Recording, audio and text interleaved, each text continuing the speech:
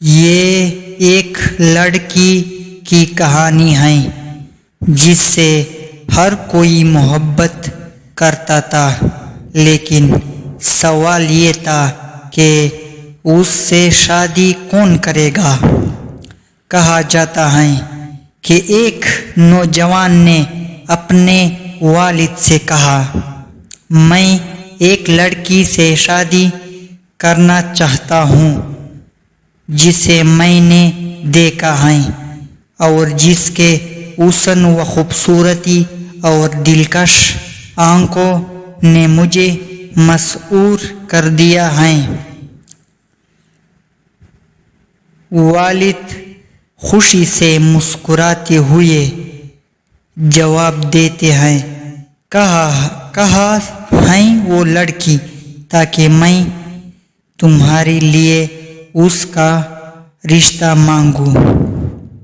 جب وہ دونوں لڑکی کو دیکھنے جاتے ہیں تو والد بھی اس کے حسن سے متاثر ہو جاتا ہے اور اپنے بیٹے سے کہتا ہے، سن بیٹا، یہ لڑکی تمہارے لائق نہیں ہے، تم اس کے قابل نہیں ہو، یہ تو ایک ایسے آدمی کے لیے ہے جو زندگی کا تجربہ رکھتا ہو اور جس پر بھروسہ کیا جا سکے جیسے میں۔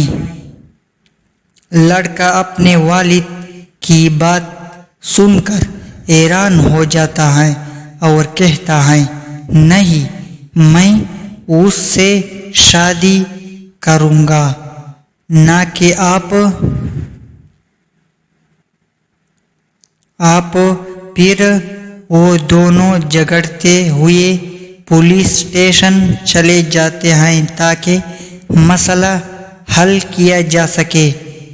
جب انہوں نے پولیس آفیسر کو اپنی کہانی سنائی تو آفیسر نے کہا، لڑکی کو بلاؤ، ہم اس سے پوچھتے ہیں کہ وہ کس کو چاہتے ہیں، بیٹے کو یا والد کو۔ جب آفیسر نے لڑکی کو دیکھا اور اس کے حسن سے متاثر ہوا تو اس نے کہا، یہ تم دونوں کے لیے مناسب نہیں، یہ تو میرے جیسے کسی اہم شخص کے لیے ہے۔ اب تینوں میں جھگڑا ہوتا ہے اور وہ وزیر کے پاس چلے جاتے ہیں۔ وزیر لڑکی کو دیکھتے ہی کہتا ہے، یہ لڑکی تو صرف وزیروں کے لائق ہے جیسے میں ہوں۔ اسی طرح ان میں جھگڑا ہوتا رہا اور معاملہ امیر شہر تک پہنچ گیا۔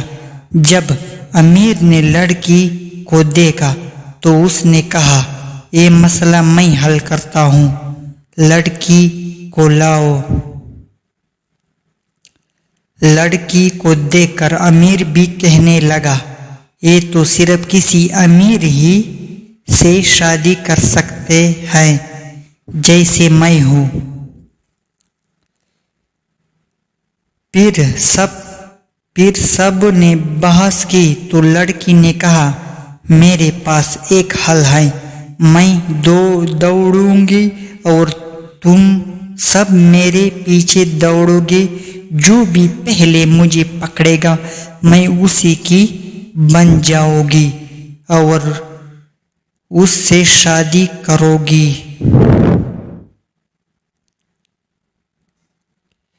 لڑکی دوڑے اور پانچوں یعنی نوجوان، والد، پولیس آفیسر، وزیر اور امیر سب اس کے پیچھے دوڑے۔